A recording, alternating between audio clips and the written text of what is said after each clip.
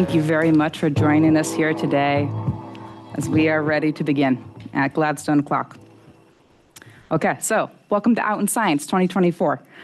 Both of those of you who are here in person, those of you who may be listening from upstairs, and also to everybody who is actually truly remote on Facebook and Zoom right now, in addition to everybody who may be watching this in the future, because we do record this event, and you can find this recording in about a week, and also the prior year's recordings of this event at the Gladstone YouTube channel. So my name is Stephanie Miller. My pronouns are she, her, and they, them, and I am so excited to be the moderator for today's event. So in addition to working as a systems neuroscientist here at Gladstone in the lab of Jorge Palip, where we study Alzheimer's disease, I am also a queer and non-binary person of Latina descent, and I have been an advocate for queer and transgender communities for nearly 20 years now. I got started pretty early in high school. Our host for today's Out in Science event is the Gladstone Institutes, where we are today. So Gladstone is an independent biomedical research institution in San Francisco where we do research with a focus on solving unsolved diseases. So I'm very excited to actually be moderating this event for the fourth year in a row. It's a great privilege to meet our speakers every year and be able to facilitate these conversations. So Out in Science is a panel discussion with academic leaders and STEM professionals that explores the lives and careers of LGBTQ+ scientists. This annual event has been organized since 2014 by the LGBTQ+ community group here at Gladstone in close collaboration with the LGBT Resource Center at the University of California, San Francisco, which you'll hear referred to as UCSF. This year, our theme is about creating spaces for success. So spaces for success refers to laboratories and workspaces, as well as the spaces that support us in the rest of our lives so that we can bring our whole and best selves to our research. Today we have three truly amazing panelists to talk with us about their unique experiences and career paths. So after a brief land acknowledgement, I'm going to introduce our panelists and moderate the panel discussion. We'll save time at the end for your questions, so you can have an opportunity to also participate in this conversation. But first, housekeeping notes. So in this discussion, we're going to probably be using the terms queer and LGBTQ, LGBTQ+, to refer to our broad and very diverse community. So I just want to affirm that we want to be inclusive of people of all like gender, sexual, and relationship sort of diverse experiences, including asexual people, two-spirit indigenous people, same-gender loving people, and anyone else who has been historically or is currently marginalized on the basis of who they are and who they love. This event, as I already mentioned, is being live streamed. And if you are watching on Zoom, we have enabled the live transcription to help make this event more accessible. So you can toggle that on and off wherever Zoom has placed the live transcription button. If you are here in person, just remember any questions that you have, because we're going to do a Q&A after the moderated portion of the panel. And if you're remote on Zoom or Facebook Live, you can submit your questions anytime using the Q&A, or you can use the chat. You can also use the chat to participate and connect with each other there, so we encourage that as well. We are going to have someone here, Will, helping to collect the questions that we receive remotely, and so he'll be asking those on behalf of remote participants. If you are going to be sharing on social media, you can use hashtag #OutInScience to continue to connect. So now, right before we begin, we'd like to take a few minutes to acknowledge the Ramaytush Ohlone people, who are the traditional custodians of the San Francisco Peninsula, which is the land on which Gladstone sits. So to help us do so respectfully, we've invited Kanyon Sayers-Roods, who also goes by her given name, Coyote Woman, and uses they, them, and she, her pronouns, and also Coyote.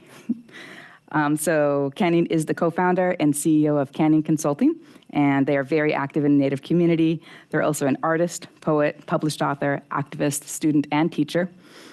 They're the daughter of Anne Marie Sawyers and was raised in Indian Canyon, which is the land trust of her family, and is one of the actually few places in Central California which is available to the Indigenous community for ceremony. So Kanyon, thank you very much for joining us, and I invite you to come to the podium.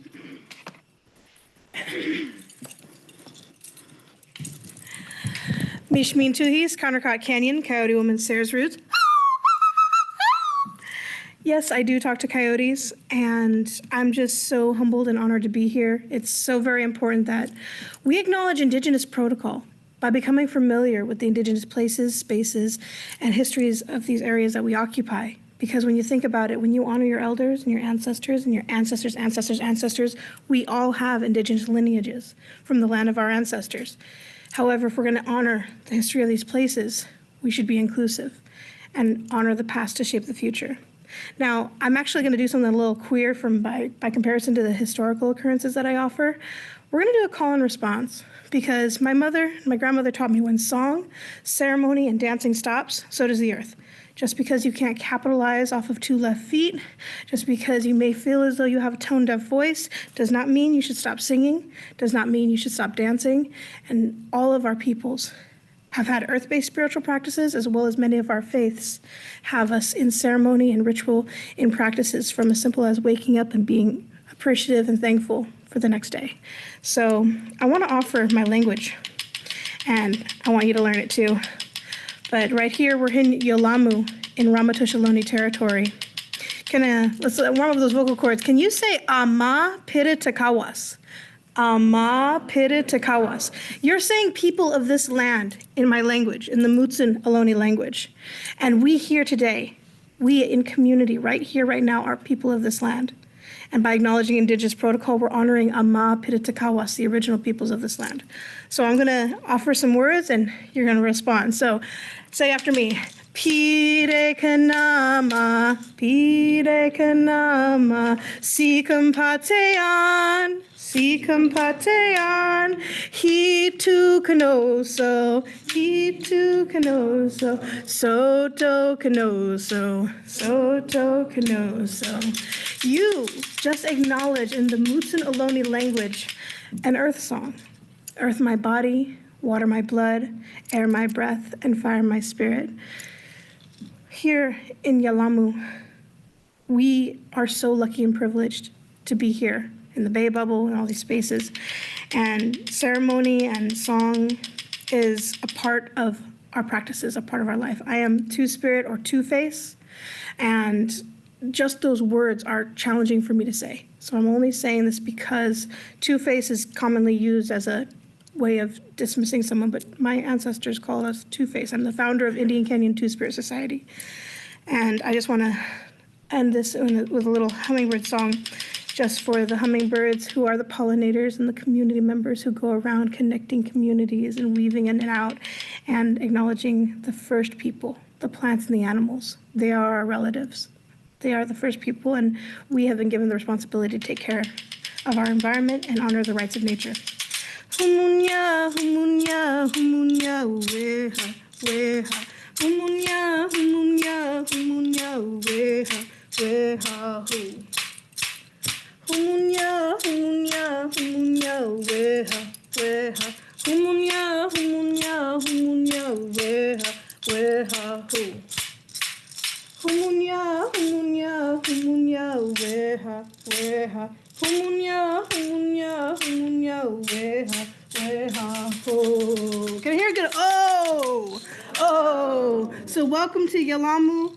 I am an Indigenous California Two-Spirit. I am still here, and I am still queer.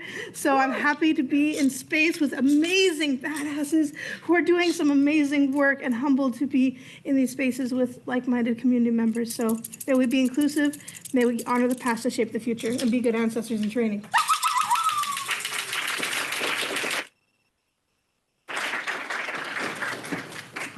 Thank you, Kanyon, so much for acknowledging this land with us and for your song and your dance. All right, now I'd like to invite our panelists to the stage. Please join me. And we'll have Joanne on the end, Chanda in the middle, and we'll have Dr. Bertozzi right here. Perfect. And I'll join you here. So I'm going to begin by introducing each of our three panelists, and I'll be asking them why it's important for them to be out in science, and then we'll get to the heart of our discussion. So our first panelist at the end is Dr. Joanne Engel, who uses she, her pronouns. Joanne is an MD, PhD, and UC San Francisco professor in the departments of medicine and microbiology immunology, and founder and director of the integrative microbiology program there. Her lab uses high-throughput proteomics and structural biology to study the interplay between bacterial pathogens and their human hosts. Joanne earned a Bachelor's of Science in Molecular Biophysics and Biochemistry from Yale in 1972, which was the 5th graduating class of women. That is the 5th class that included women, so that was not that long ago. And, well, you know, these things have not changed that long ago is what I mean to say. Then she completed an MD PhD at Stanford, where she studied the actin gene family. Joanne performed a residency in internal medicine at University of Pennsylvania and clinical and postdoctoral fellowships at UCSF on the topic of chlamydia before being appointed to faculty at UCSF in 1990. Joanne, I'm thrilled to have you here today. Could you please tell us why it's important for you to be out in science? I've clearly failed my first test here. First of all, thank you. I'm delighted to be here. I was here maybe for the first one 10 years ago, so I'm really delighted to be back. Why is it important to be out? Visibility is 90%, I think, of the battle, and just being able to see somebody that you might be able to relate to or see how members of the LGBTQ community have persevered in the world, I think is really important, even without saying anything. Just having people that you can relate to, that you can see, that you can feel safe around is why I will never turn down one of these events. Thank you so much. Now I'm going to introduce our next panelist. In the middle, we have Dr. Chanda Prescod-Weinstein, who uses she, her pronouns. Dr. Prescod-Weinstein is an associate professor of physics and astronomy, as well as core faculty member in the Women's and Gender Studies at the University of New Hampshire. Chanda's research in theoretical physics focuses on cosmology, neutron stars, and dark matter. She is also a researcher of Black feminist science, technology, and society studies. Dr. Prescod-Weinstein is also a writer and columnist, and her first book, which is titled The Disordered Cosmos, A Journey into Dark Matter, Space-Time, and Dreams Deferred, published by Bold Type Books, in 2021 won the LA Times Book Prize, among many other prizes and shortlists, and was named Best Book of the Year by Publishers Weekly and Smithsonian Magazine. And I believe that she's working on a second book. Wait, one moment, let me just continue to sing your praises. The journal Nature recognized Dr. Prescod-Weinstein as one of the 10 people who shaped science in 2020, and Essence magazine has recognized her as one of the 15 Black women who are paving the way in STEM and breaking barriers. She was also a co-organizer of the Particles for Justice letter against sexism in particle physics and the 2020 academic strike for Black lives. So, Chanda, thank you so much for flying across the country to be here with us today. Why is it important to be out in science? So thank you, first of all, for inviting me, and also it's an honor to share the stage with one of the people who I have admired for a long time, with you, Stephanie, in particular, one of the organizers, so thank you. I guess I will go to one of my queer idols, who's Jose Esteban Munoz, who's now passed away, who is a queer theorist, a theorist of Latina identity. And he talked about queerness as futurity. And so I think part of what we're doing when we are out is we are pushing the boundary of what it means to be human out in the world. And that's part of the role that we as queer people play, is we're always living on the boundary of what people thought was normal and what people thought was possible and what people thought was human and what people do. And that's one of the contributions that we make in terms of the questions we ask about gender, the questions we ask about sexuality, that we push those boundaries. And so I think part of what we're doing when we're out is we're inviting the community to go with us. And actually, this isn't the primary reason we should be out, but straight people benefit from that a lot, because I think when we are liberated, everybody is more liberated. And so I think part of that is that we are helping to create more freedom and liberation for ourselves and for our communities. And I think also, when we first came into contact, I think you probably, even though you're younger than me, you came out before I did. I'm pretty sure. And so I think part of that, what's interesting about being in the queer community, right, is the cross-generational mentoring that goes on and engagement that goes on. So part of it is also one of the ways that we build community as humans. Absolutely. Thank you so much. That brings us to our third and final panelist. We are just so proud and honored to be joined by Professor Carolyn Bertozzi, who uses she, her pronouns. Dr. Bertozzi is a professor of chemistry at Stanford University and a Nobel laureate. At Stanford University, Carolyn is director of the San Fran ChEM-H Knowledge Centers, which I looked up and I understand now stands for stands for Chemistry, Engineering, and Medicine for Human Health, which is fantastic. She's also an investigator of the Howard Hughes Medical Institute. So you may already know that Dr. Bertozzi won the 2022 Nobel Prize in Chemistry alongside Morten Meldal of University of Copenhagen and also Barry Sharpless of Scripps for their pioneering work on click chemistry and bioorthogonal chemistry. Dr. Bertozzi has also earned many additional prizes and esteemed appointments, as you can imagine. Today, her research focuses on, I'm sure, many things, including the biochemistry of sugars like glucose, in order to develop new diagnostic and therapeutic approaches, most recently in the area of immuno-oncology. So, Carolyn, thank you so much for joining us here today as a panelist. And why is it important for you to be out in science? Thank you so much for inviting me. It's a great honor, especially to share the stage with you and with the other distinguished panelists. I really resonated with what you said about, why it's important to be out, and I guess I'll add a take, which is, for me, it was important to be out because that was the only way I could be myself. That was the only way, I could liberate my mind so I could focus on the things that I thought I could contribute to the world, those being, contributions mostly in chemistry and in research. It takes a lot of energy to not be out. And that is energy that is not available for you to spend on things that actually might benefit humanity. Thank you so much. All right, so now you've been introduced to our panelists, and we're going to move into the first question section. We have 4 question sections today, and then we move to audience questions. So our first section has to do with science, trajectory, and challenges. So this is having to do with especially unique challenges that we might face being open with our queer identities and how these experiences may have shaped our professional paths. So just so you all know, and you all know, at times I may direct a question to one person, but please feel free to jump in and also share your thoughts. So I'm going to begin with Carolyn. Did your identity play a role in your decision to enter academia or industry? And does your identity play a role in how you conduct your work where you do? That's a good question, and it's a hard one for me to answer because you never get to do the control experiment, right? What decisions would I have made had I been straight? I don't know. I do think that for me, being a queer person, which I became self-aware of that when I was around 18 years old.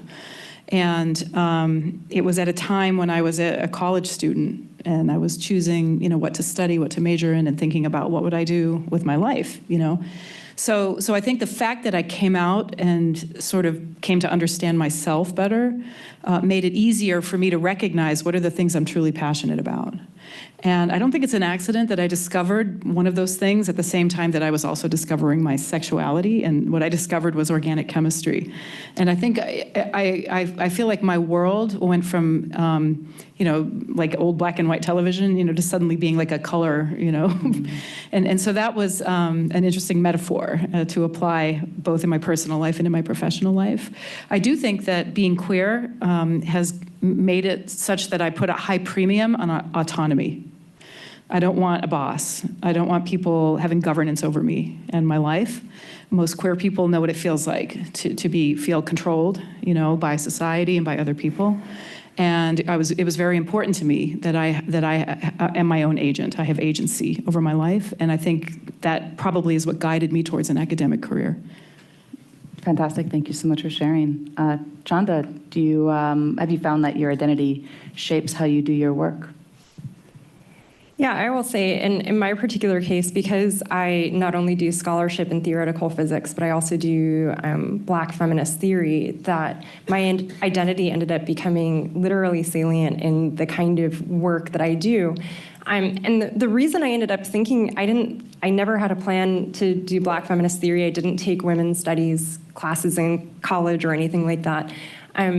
But as often the only queer person in my classes, often the only woman in my classes, and often the only Black person in my classes. So hitting all three at the same time, I found myself as a scientist asking questions about why does the room look this way? And in trying to answer those questions, I was led to Black feminist thought, which is very queer fundamentally. Like when we say Black feminist thought, queer is embedded fundamentally in it.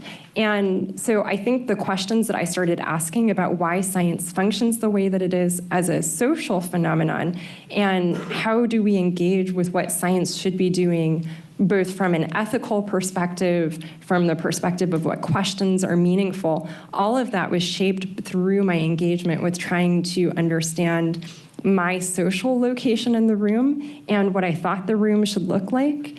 And I think, again, queerness asks us to think not just about people who are like us, but because we're in this community of concatenation, as you were referencing earlier, that we are constantly being pushed to think about, what about people who are not like me?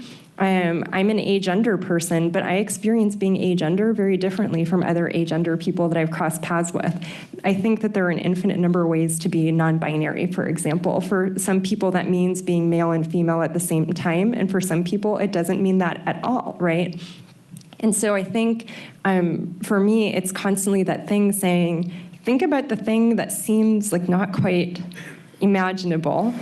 Try and put yourself there, and I think that queerness has invited me to that, and that's become part of how I do my scholarship.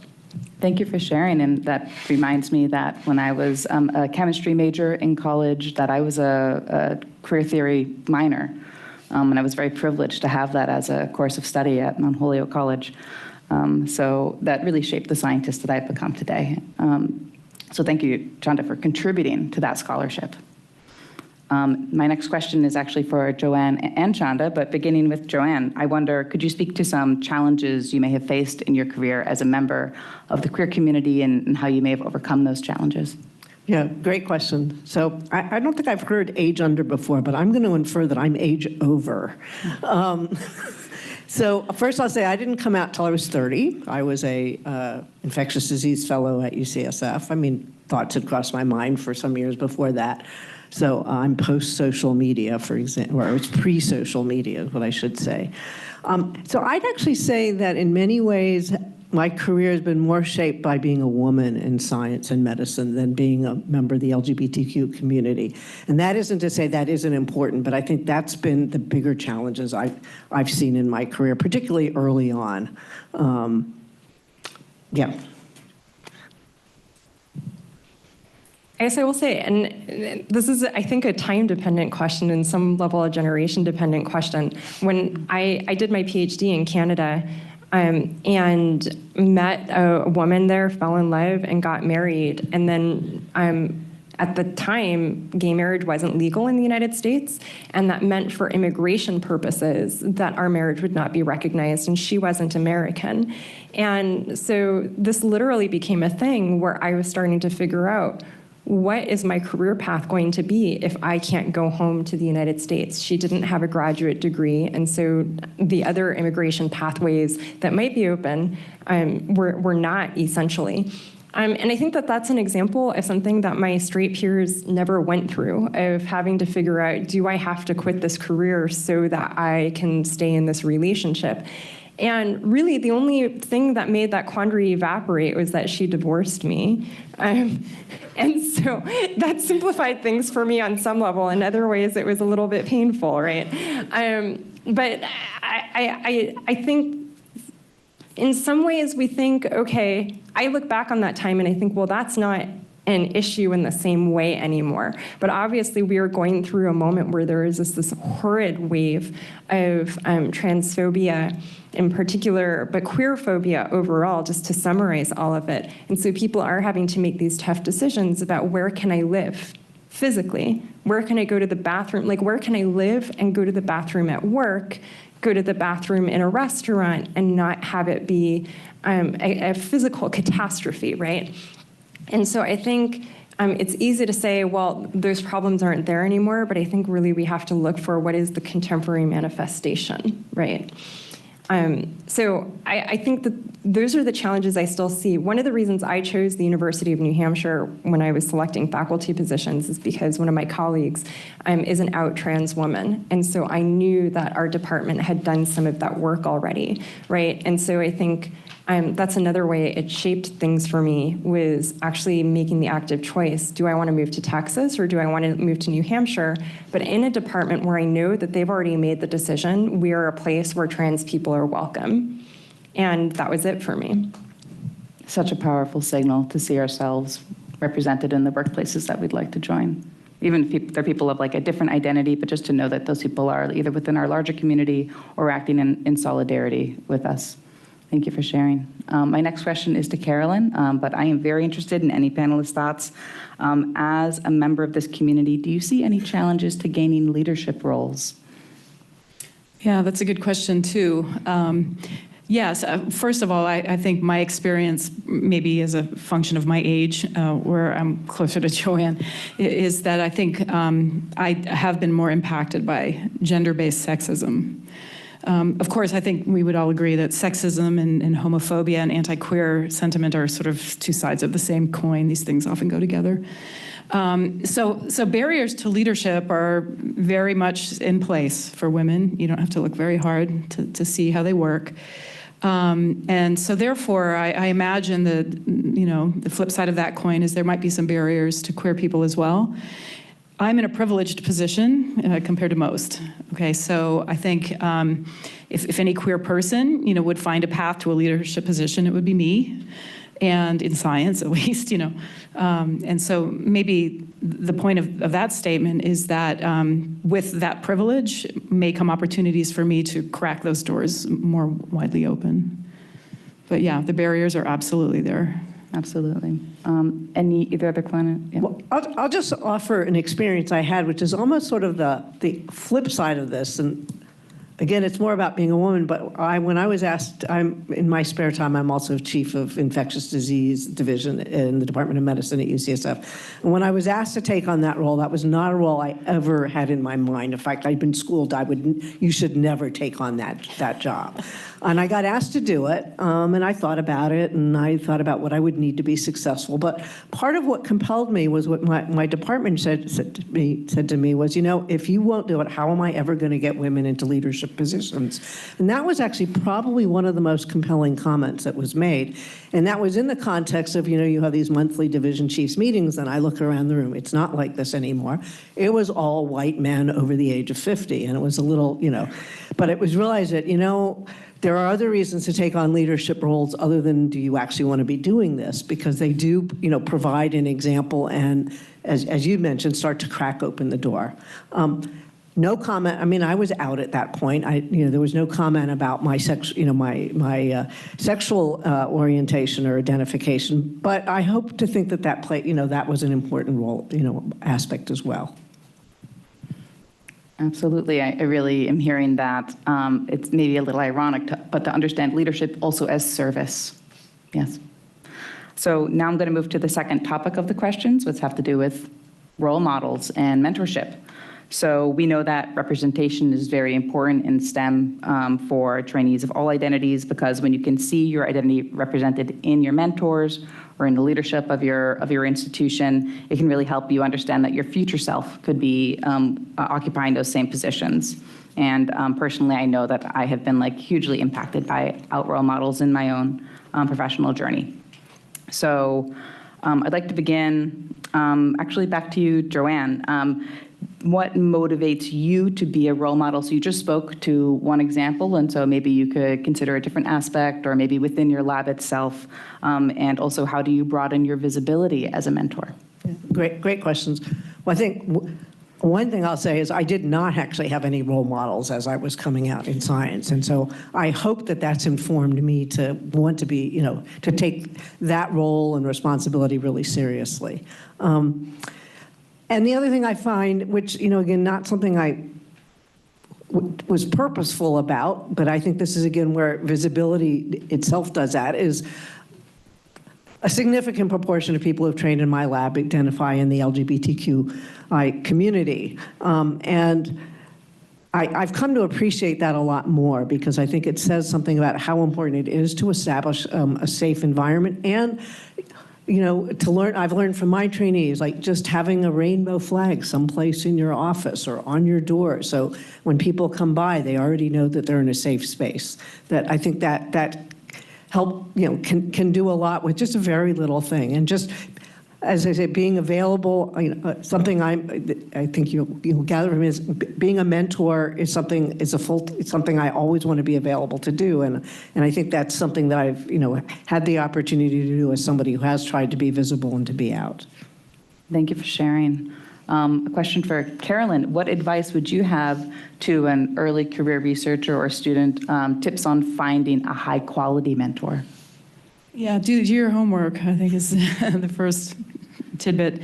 I think, you definitely want to, do your diligence and talk to people who are familiar with the department and the faculty who are in the department, and you want to talk to other trainees about their experiences. I'm sorry you had no role models, Joanne. I did, because I had you, because I was a postdoc at UCSF, and you were out on the faculty and everybody knew you. So that's great. And if I had been a student looking for a mentor at UCSF, I might have come to you to ask, would you be my mentor? Or at least to ask for advice about mentorship in another area of science, because I would have trusted you in your opinions. People come to me at Stanford, and they come to me because they're contemplating working in one or more research groups, and they would like to get my feedback on whether I think, confidentially, that would be an environment in which they would be treated with dignity and respect. And so, science, it's a small world. Word gets out, and you can find it pretty easily. And also, once you're in the situation, if you feel like, unfortunately, things didn't work out as well as you had hoped, use your network and get support, and make sure that you have people who have your back. Absolutely. It's such a good point to note that you can change mentors, especially if it's feeling like really existentially important to do that. That means that it's really existentially important to do that. And you can always be asking for other connections. Did you have a thought?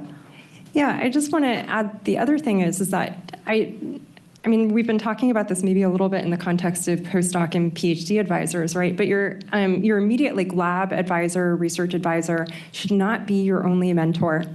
And in fact, it's important. So when you're building your committee, you should be thinking about who are people I would like to have an official reason to go talk to ask advice.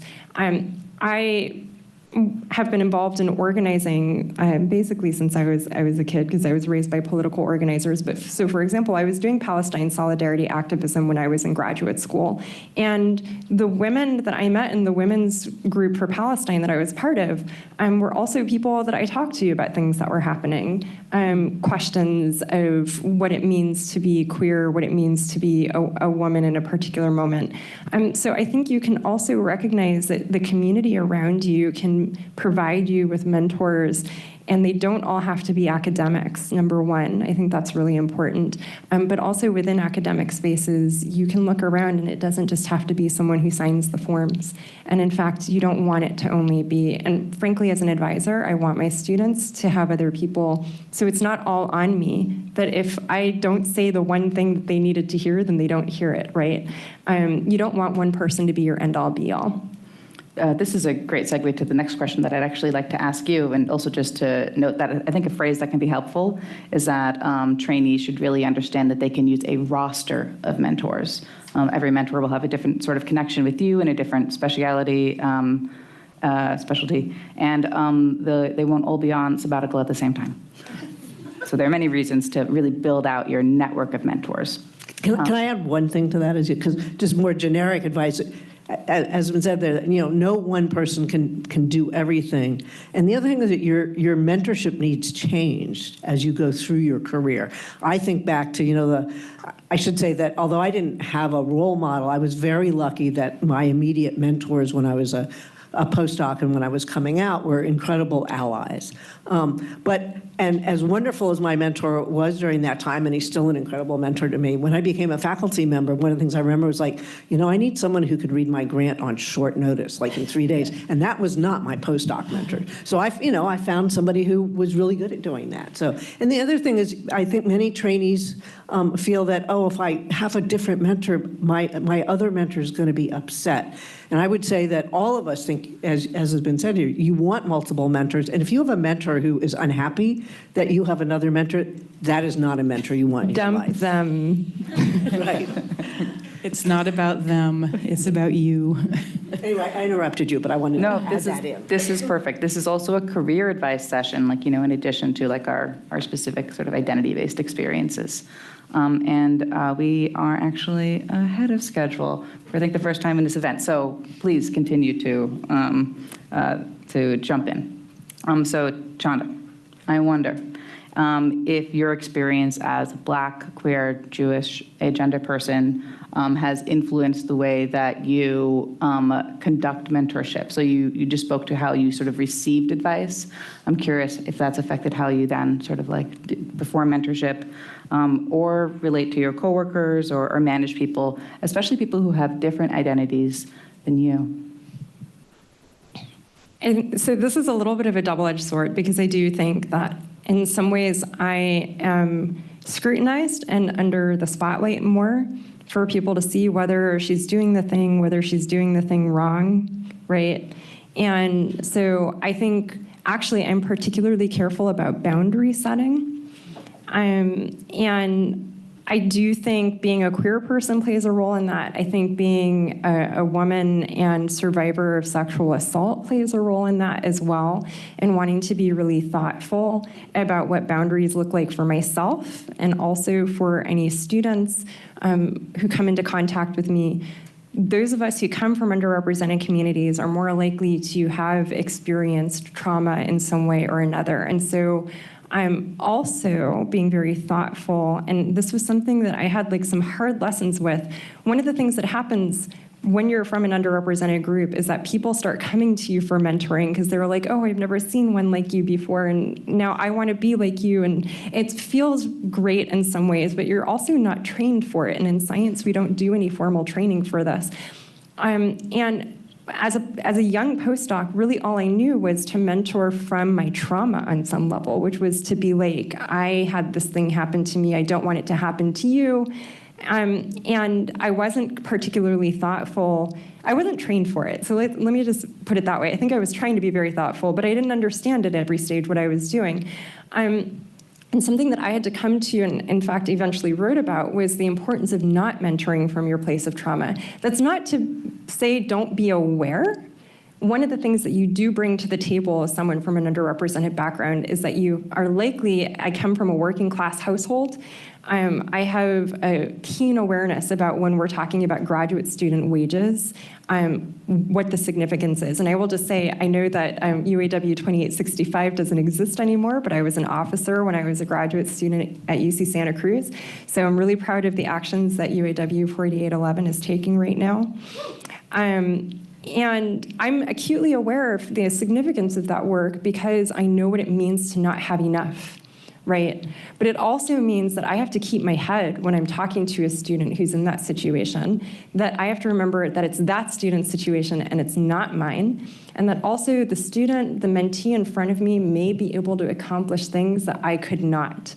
And so a door that I saw that was shut may not be shut for that student. And my job actually is to figure out, can I help them open the door? And really to be honest with myself about whether the answer to that question is yes or no. I should not be making promises that I cannot keep, right? So I think that's the other piece of it. So I do think our identities can be useful, but we have to be very thoughtful and recognize that identity is not an analysis. as the Combahee River Collective taught us, it is the starting point for an analysis. And so I encourage people to go on those journeys, but you actually have to do the work. You do have to do the reading. Your personal experience is not enough. Thank you for sharing. I agree that inclusive mentoring trainings are few and far between, but I do want to give a shout out to UCSF that does have one. It's called Step Up, and I just want to really recommend it as a model for universities which may not have one but could use a course like that. So speaking of, our next section is on allies and support systems. So of course, we know that it's essential for LGBTQ plus members of the community to advocate for ourselves, but we absolutely require support from our allies, whether that's individuals or organizations, because allies also play a crucial role in helping us to create environments that are inclusive and culturally informed. So I think I'd like to begin with Joanne.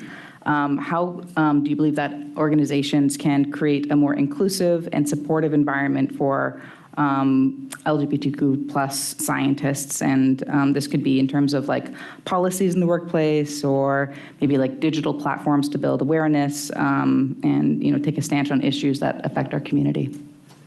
Oh, I'll try on this one. Having events like this, I think, is a great start, and one of many things. Again, I'll echo UCSF, I think has been incredibly inclusive throughout certainly my career, and I've really benefited from it. Having organized, having organizations that help support and do some of the planning and events and offering some of the trainings. Again, you mentioned, there's been a whole renaissance in both mentorship training and DEIB training, et cetera, over the last several years, where I think we all learned to kind of how to do mentoring, stumbling upon it and figuring it out for ourselves. But I think the next several generations are going to have the benefit of actually being taught, in a more organized way how to do it. So I'll let some of my compatriots here. I'm sure we'll have more eloquent answers than I do to that. Thoughts on how institutions can show up to help, support trainees and create space also for professionals. Okay, I have a story.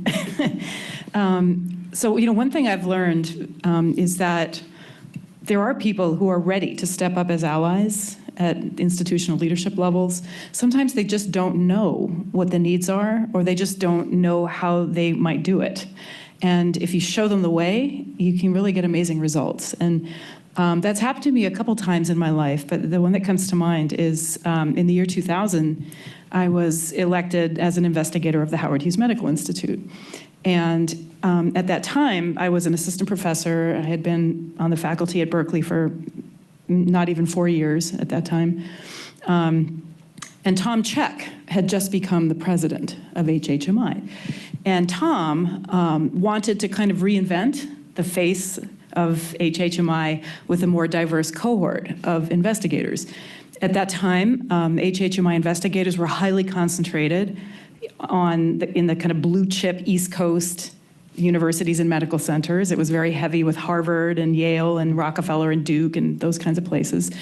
Not much on the West Coast. They didn't have anything from the middle of the country, and very little representation from public universities. They were all very private, elite, exclusive universities. And of course, very few women, all white men. So there I was, suddenly elected to HHMI in this sort of new cohort that had a much more diverse look. I was at a public university, I was female, I was a chemist, which was a new thing for them as well. And the way it works with HHMI is when you become an investigator, you become an employee of HHMI, and you're no longer an employee of your university. You go on leave from your university. So I had to shift my employment from UC to HHMI, including all of my benefits. And at that time, I had a partner, and she was my domestic partner, which those of you who are younger might not know even what that means. It's a second-class marriage of sorts, is what that is. And that's all that was available at the time, and so that's what we were. And she was a student, and so she didn't have health insurance other than through me. And in the year 2000, the University of California had domestic partnership benefits for their faculty, though only by a few years. It hadn't been in place very long, but we had it. So I'm on the phone with Tom Check, and he says, oh, and here's how it works. Congratulations, now you're going to be an employee of HHMI. I said, oh, great. And he said, and that includes your benefits. I said, oh, okay, so then I have a question. Do you offer domestic partnership benefits? And there was a kind of a silence. And then I said, do you know what that means? Yes, I do. I know what that means. He said, I know. And he said, to be honest, I've only been the president here for a few months, and I actually don't know. I'll call you right back. So I'm waiting. The phone rings. He calls me back. And he says, okay, so I just asked our HR, and it turns out we don't have a policy of domestic partnership benefits. But I'm going to see if we can put one in place. I'll call you back again.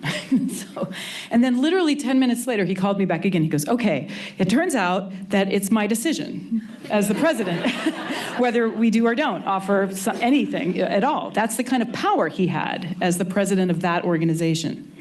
And he said, so I have now declared that we do. And he said, and it's not that we didn't want to, it's just that nobody ever asked.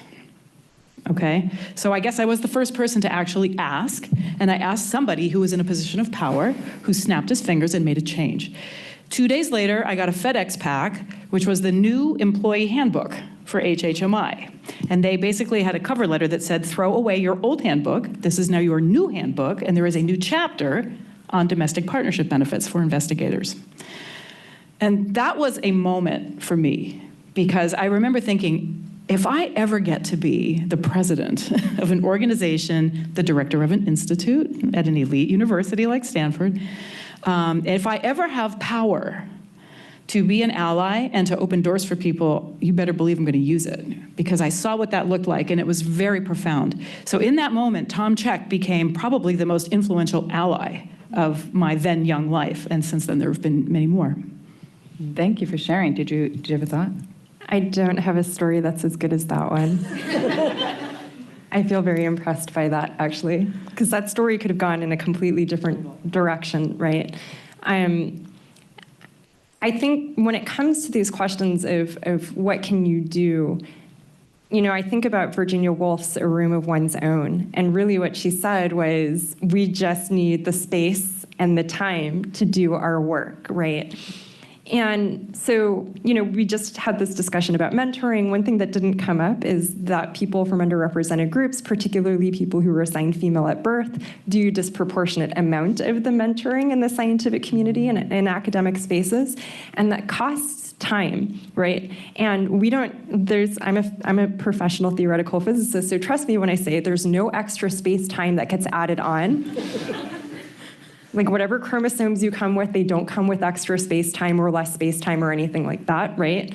And so I think there becomes a real question of, if you have someone that you know is going to be service-loaded in a particular way, particularly, really you need to consider how intersectionality works. So if they're multiply minoritized in some way, that they're going to have 2 types of students who are going to come to them, maybe 3, maybe 4. When I was at MIT, I had all of the Black and Indigenous students coming to me from all of the departments, because they knew that I could talk to them on the level of understanding their identities, and they had faculty members who did not, their advisors didn't get it. So it becomes a question of, how do you make time for that person? And that does mean rethinking equity. I have to say this. One of the most disgusting things that I've learned as a faculty member is that the way that equity gets used behind closed doors at universities is not at all about what, the conservative press will have you think, where DEI statements are being used to ideologically root out people. What happens behind closed doors with equity is someone says, I'm being extra service loaded compared to my peers. I need a reduction of my workload somewhere else. And people say, oh, but that would not be equitable to the people who don't have that service load. That's how equity gets used in universities behind closed doors. So I think part of being an ally is saying, actually, let's do the math again, right? And refusing to be used in that way, which means standing up and saying, I actually know that this person is doing more service work than me. So actually, I'm going to teach an extra class this semester because that person is doing a lot of pedagogy outside of the classroom. Recognizing how pedagogical work is distributed, recognizing how a research load is distributed. I really think that's a structural thing that's not about doing anything special, except actually looking at how the workload is distributed and rethinking how equity gets thrown around. Because usually it's thrown around as, well, we can't give you something that the white men don't have. And I'm like, okay, well, don't, create social circumstances where I have a workload that they don't have, right? So I really think that's a place where allies need to step up and refuse to be used as an excuse not to give someone what they need to get their work done. Thank you so much for sharing. Thanks to all panelists, just such words of wisdom. I'd like to just hop on a little bit to what Carolyn was saying a minute ago. Not all of us are able to negotiate with the director of HHMI or any university or institute around our job offers, but I do want to mention that no matter what stage you're at, I think of my offer for a postdoc position here at Gladstone. When you're in that moment where you're in that meeting with like HR and you're going over the benefits, no matter what community you do belong to, you can take that moment to ask about trans-inclusive healthcare. Is it available? And if the answer is no, then you can ask on what timeline will it be available? Because if that wasn't already on their radar, hearing that from people who they are ready to make an offer to care about that, whether or not like you're taking up that offer like hinges upon their answer. I just wanted to mention that this is a way that we can work in solidarity with other people in our community. All right, so my next question is to Carolyn. So our community is very diverse, and I was wondering, I guess I've just teed us off with that example. What are other ways that we can advocate for everybody in our community, even people who are, may not share our exact identity? Oh, well, I mean, we all, of course, share one very important thing in common, which is that we're human beings, and we're, struggling to make our way through the world and trying to make the best of the time that we have. I think, I don't know that I have anything special to offer in regard to this question, other than, I at least try to sort of meet everybody where they are and try to, listen as best I can and understand what's their story. When I meet a new student, the first thing I ask them is, what's your story? I don't want to hear what you're interested in and why you want to join my group. We'll get to that. Let's just start with what's your story? Where are you from? Tell me about your family. What's your experience has been like? What brought you here? And I think just making it clear that I'm interested to understand their story means that it's safe for them to share that story with me. And I think that's a good starting point to build a relationship with somebody. And by building a relationship, you show respect. And by showing respect, I think you make a space for people. Absolutely, thank you. Does either of our other panelists have a thought on how we can show up to people who have a different maybe set of experiences than we do? I will say it's always key to be thinking about who are the most marginalized people in your community and thinking about what is it that would help them be uplifted, because the entire community will go with the most marginalized. And I'm paraphrasing Dean Spade quite badly, but this was something I learned from Dean Spade. So as an example, as a light-skinned person, it's really important for me to be someone who brings up the fact that colorism continues to be a problem, and that the ways in which I am a first, and I think all three of us can count many different ways in which we've been the first to do X, Y, and Z, has been facilitated by the barriers that were lesser for me as a light-skinned person, as someone who can be gender normative in my performance, et cetera. And so part of the role I have to play is being conscious of that. I know a lot of people like to use the word privilege. You'll notice that I didn't use the word privilege to describe it, because I think it's a question of how much difficulty you face accessing your human rights, right? And so part of what I have to be mindful of is the ways in which I face some difficulty, but that there are other people who face more difficulty. And if I can keep those folks at the center of my thinking about what work needs to be done, then the work gets done and we're all better off. And so I think it's really just keeping the most marginalized at the center. Yeah, thank you for speaking to that. I think we can all benefit from asking ourselves, like, who's not at the table with us? And, like, how many, like, trans, feminine, Black coworkers do we have? How many, like, deaf coworkers? Like, I have, like, so many people in my community, my research community, who come from experiences that are not easy, but there are still certain groups that are, sort of really underrepresented, and so we should continue to be thinking about that. So I wonder whether, Chanda, you would say that you've received different types of support from different communities you belong to. Yeah, I was thinking about this earlier because I was thinking about the fact that I was a long-time volunteer in the National Society of Black Physicists, and to this day, I think I'm still the most senior, most visibly out person in the entire organization, and it's 2024, right? I felt very supported in my identity as a Black scientist. But I did not feel, as we were just talking about having role models, that I had queer Black role models in science. I think part of this is when you find yourself in that situation, you become creative, right? So I found the role modeling through the Society for the Advancement of Chicanos and Native Americans in the sciences, which SACNAS does focus on particular groups, but has always been very broad and very open and very welcoming in my experience to Black students and Black community members. So I think part of it is, again, queerness teaches us to be creative, right? I don't feel that there has been an easy space where I can just say I have all these parts of my identity. For example, being a Black Jew is always an interesting experience. It is also the case that my rabbi was part of the first class of graduates at the Reconstructionist Rabbinical College that had out people in it. And so she basically ended up at our synagogue because our synagogue was one of the only ones in the country that would hire a lesbian at the time. And I learned from that. She's not Black and she's not a scientist, but she also knows something about being that kind of barrier breaker and being a barrier breaker who's interested in esoteric questions about where it all came from, right?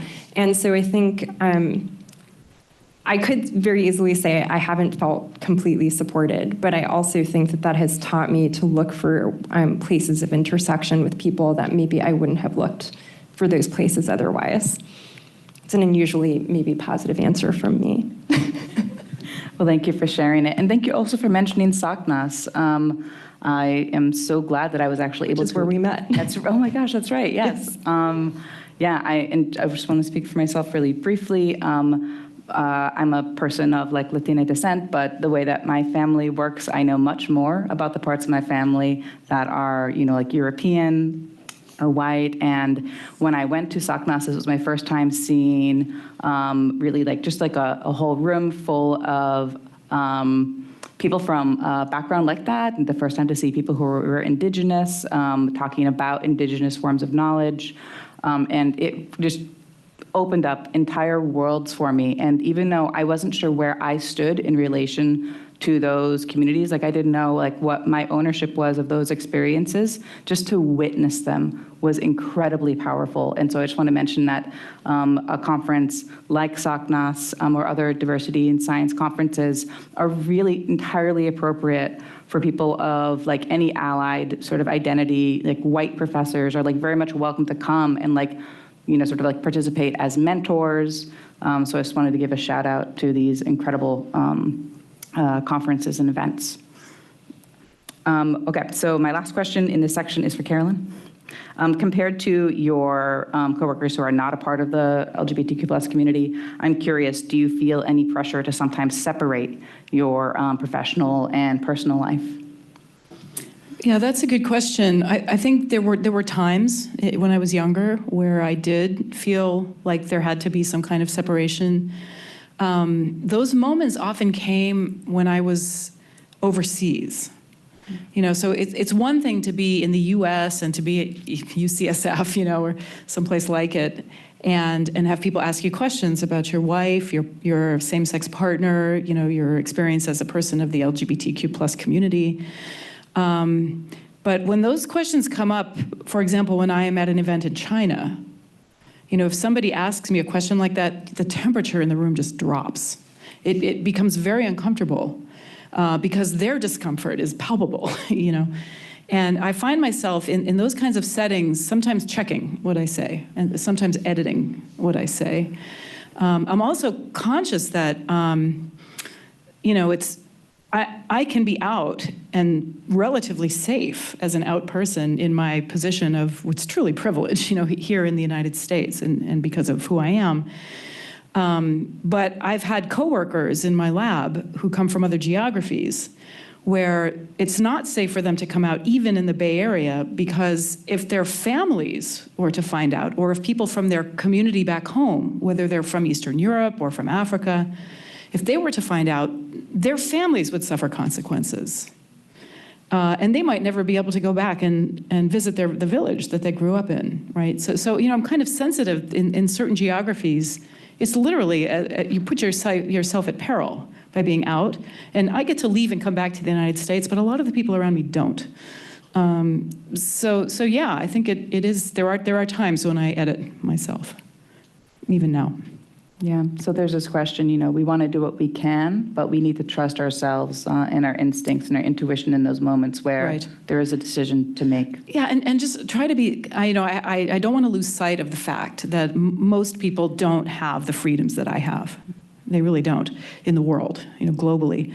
And also, it's easy to lose sight of your, privileged position.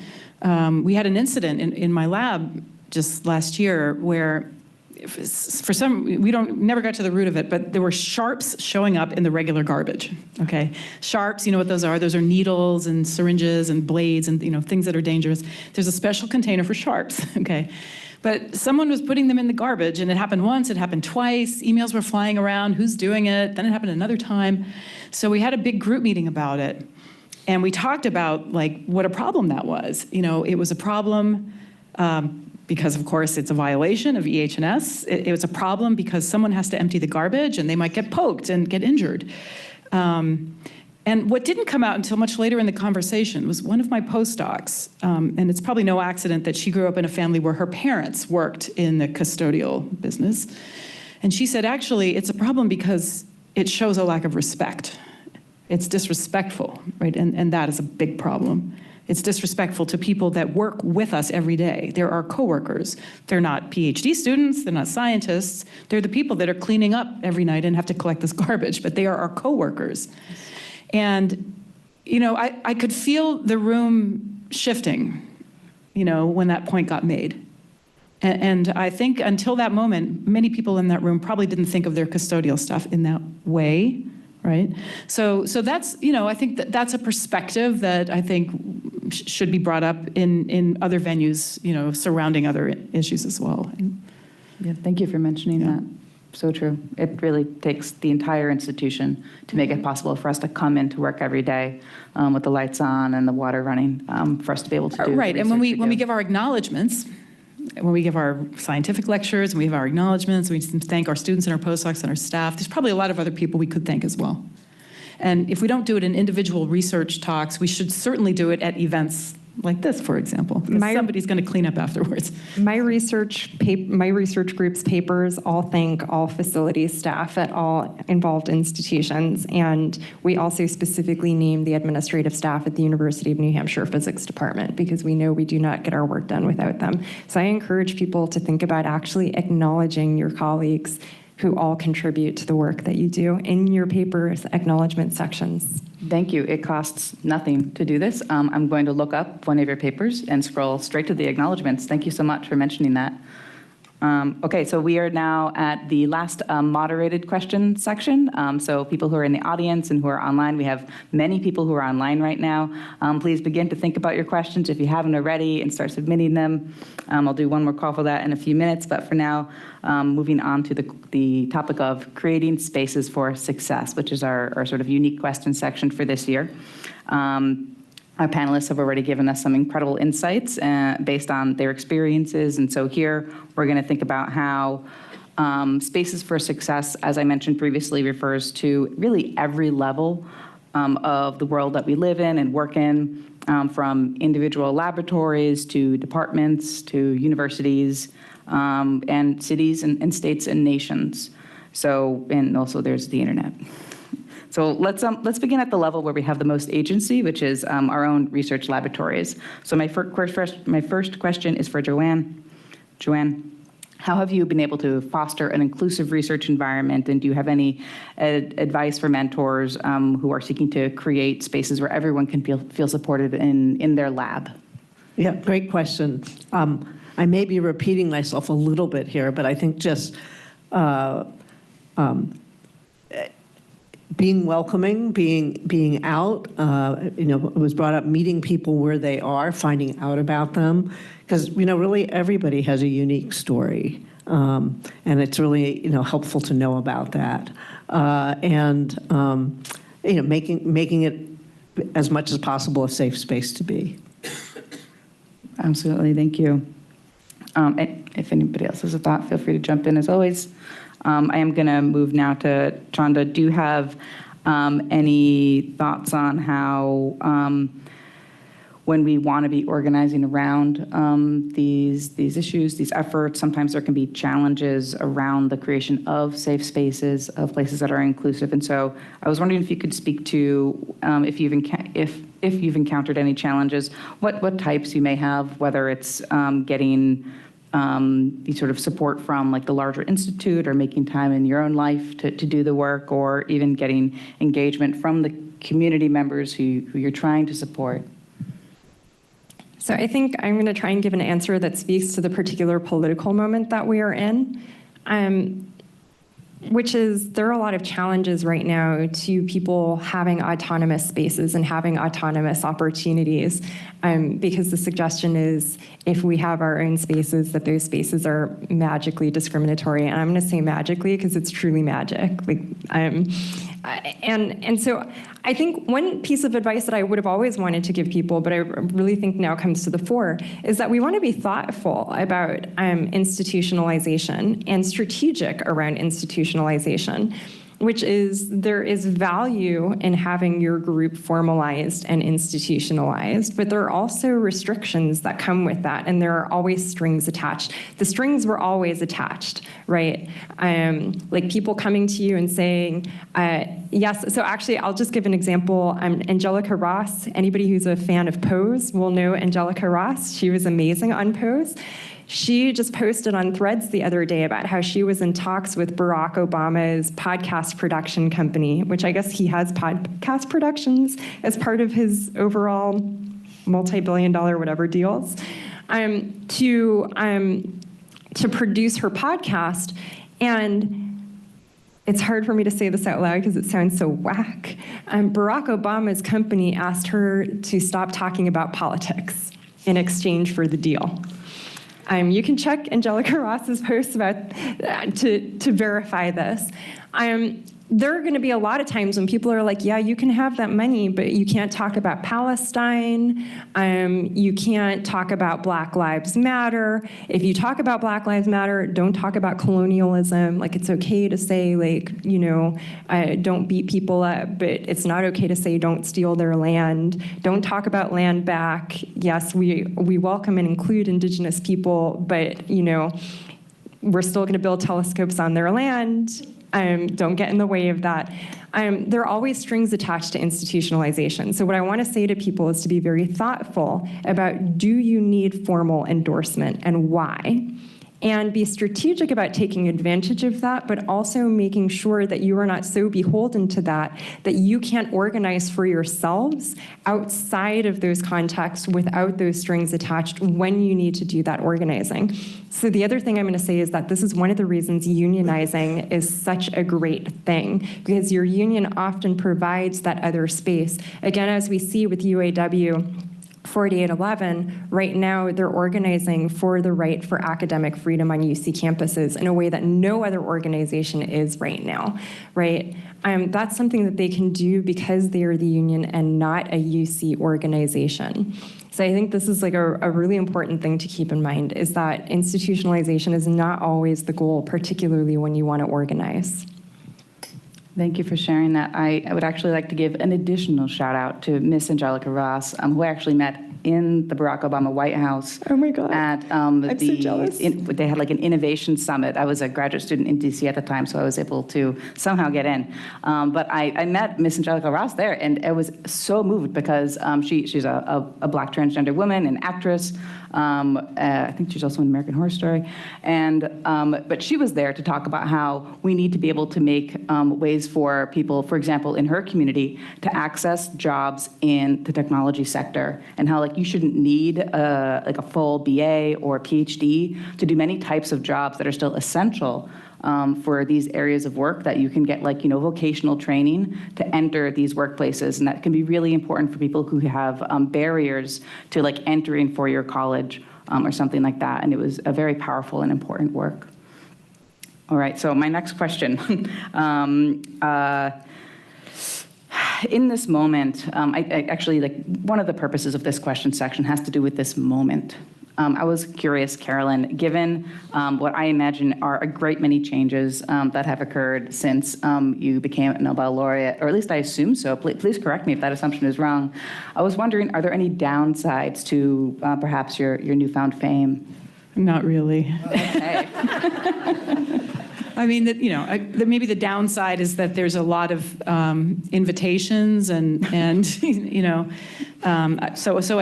a lot of, I wouldn't say demand, because of course it's within my volition to say yes or no to things I can and can't or don't want to do, but there is an expectation and there's a lot of invitations, and it is hard to decline many of them because they are such great opportunities to meet people and share ideas. So maybe that's like the downside, is having to spend hours on email saying no to really great invitations. So I don't know what that doesn't really mean much. Thank you for saying yes to this one. Yeah, like Joanne, I always say yes. Yeah, anything like this is automatic yes. But please don't all invite me for the same exact week or something like that. June is a busy month for me and for Joanne. I think all of us, right? Chanda, you must have a lot of, gigs in the month of June. There's a lot of pride gigs that we do. But there's, of course, way more upsides. And I think probably the best upside is the fact that, I haven't really said or done anything different than I have really my entire adult life. But suddenly, the things that I say, people, I think they hold more gravity somehow now, although they haven't changed at all. So, many things I would say regularly and just were ignored, right? Now, maybe somebody pays attention and tweets it out, or something. And so that means, maybe I can be vocal about things and actually make an impact, whereas before, kind of fell on deaf ears. There's no good reason for that to be the case, but it just is the case. Okay, so mostly upsides. Yeah. That's maybe in some problems that are not too bad to have. High-class problems. Okay, Right. yes. So perhaps in contrast, Chanda, I was going to ask, in terms of having like a really prominent online presence, this can be fantastic. You can build a great platform, but it can also expose us to comments from anyone, including people who may not be commenting in good faith. And I was just wondering, do you have any experience, or what is your approach to outreach that you receive online, which may be disrespectful or contain misinformation, and like, do you feel obligated to respond to those? I block aggressively, like real talk. I block aggressively. I'm so lucky to have a community of people around me who are willing to take steps to protect me. When, for example, like there is one account right now that's particularly obsessed with me, and is like kind of in pseudo stalker mode, and there are people who make it their job to report that account, right? So I also always appreciate people who report harassers, Because I do sometimes see the comments, particularly it's like whack-a-mole. People start new accounts, you can't just block them all. But no, don't feed the, don't argue with them. I don't think most of the time it's a good use of your time. As the late Toni Morrison said, the function of racism is distraction. And I think that broadly applies, that there are people who are literally just trying to distract you from your work. More seriously, though, I do have to deal with death threats. I've been lucky that my home department has been really aggressive about protecting me and advocating for me with the university administration in terms of security measures that have needed to be put in place. But there is an element of, I live in New Hampshire, and we have active white supremacist, anti-Semitic organizations in our community. I mean, people talk a lot about we have a big anti-Semitism problem, but somehow the white supremacists who are the violent anti-Semites are never at the top of that discussion. I actually live in a community where that's a real problem, and I mean, swastikas covered downtown Portsmouth, which is near where I live.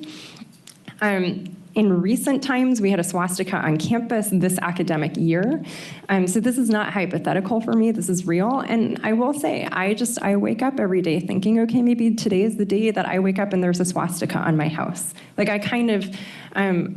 And even I had to think really hard about whether I would say that, because I also know saying it out loud gives people ideas, right? So I want people to understand that they're like, oh, it's just trolls on Twitter, don't worry about it. But stuff that happens online does not always stay online. And cyber stalking is a real thing. And, if you're seeing it happen, don't write that off as if someone's worried about it, that's not something that they should be worried about, that they're being paranoid. And this is also a message for all of the university administrators out there. You want to be protective, not reactive. You want to protect your faculty and your students and your staff before something happens, not afterwards. I think the most extreme example we saw of this is the encampment at UCLA literally being attacked while the police basically watched recently.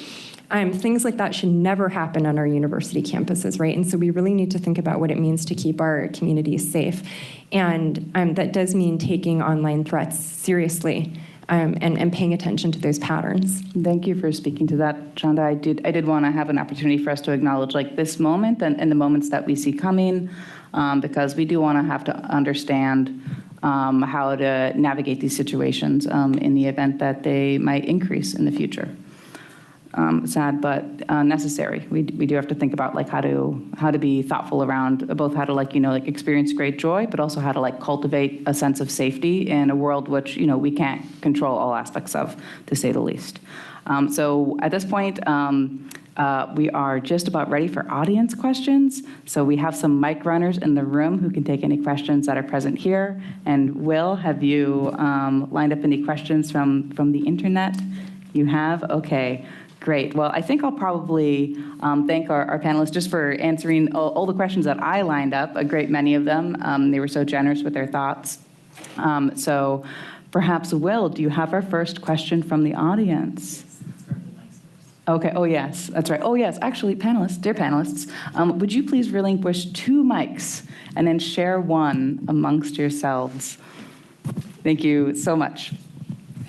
And so actually we'll ask if anybody in this audience would like to ask a question. Please do wait until you have a mic in your hand, beginning with Will.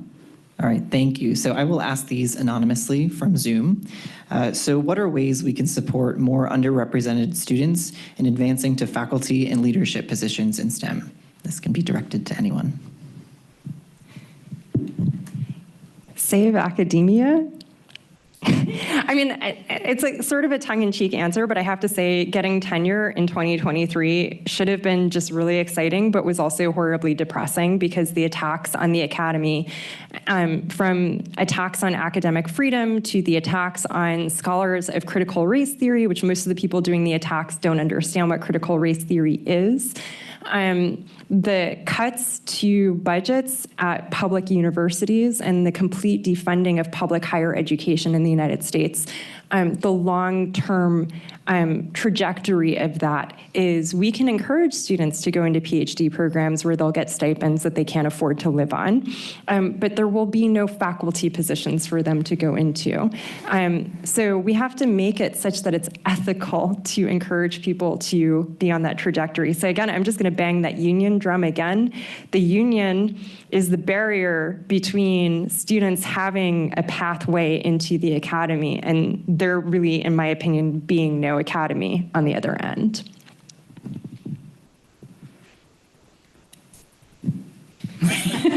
We can also take the next question. That would be fine. Are there any questions in the room in person at this time?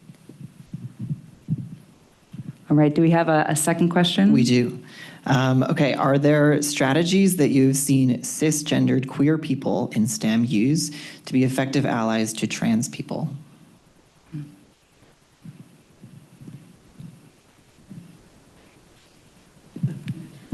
Okay, well, I'll say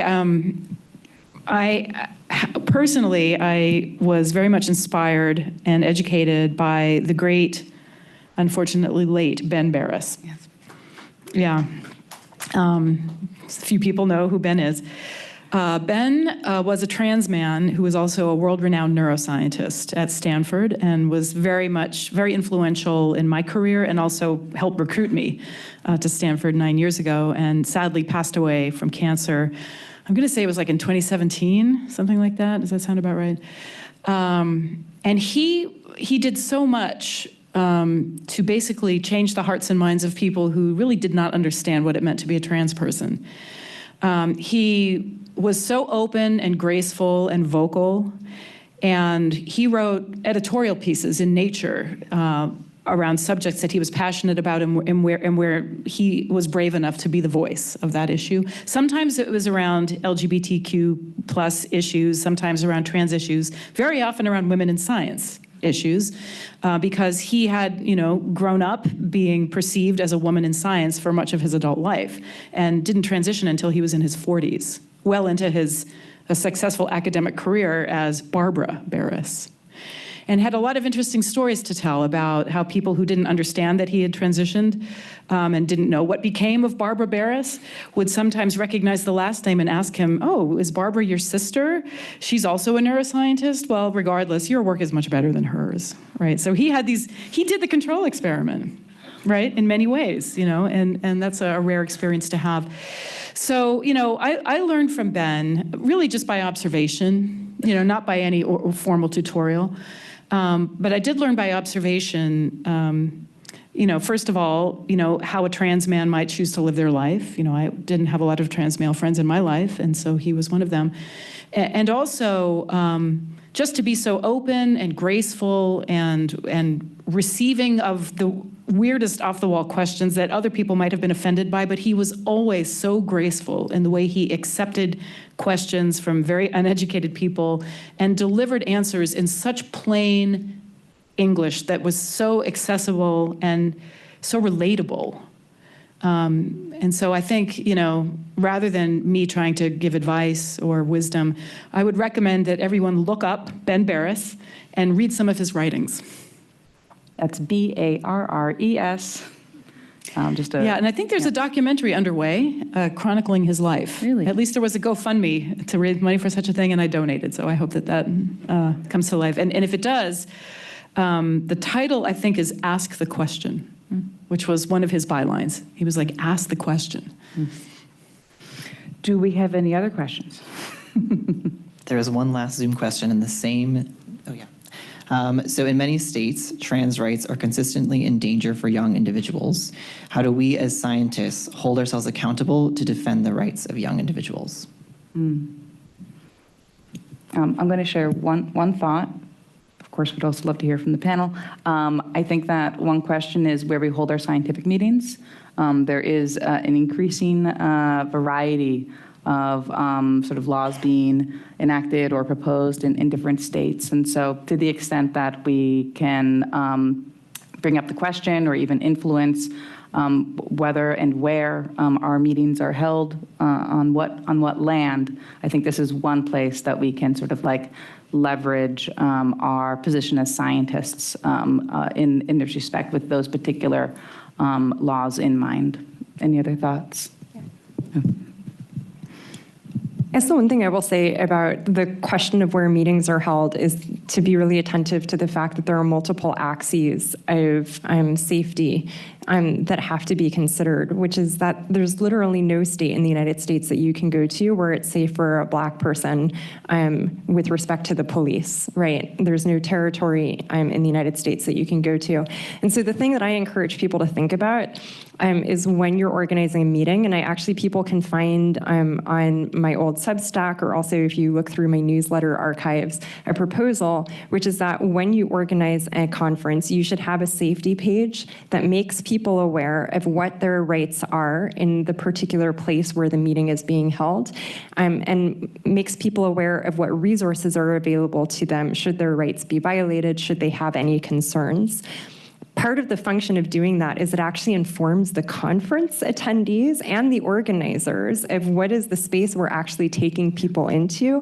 So it is a good learning practice of what are the concerns that communities, because wherever you go, there are trans people there, whether it's a place that's safe for trans people or not. So this is your opportunity to learn what it means to survive being trans in this environment and maybe even thrive as a trans person despite, right?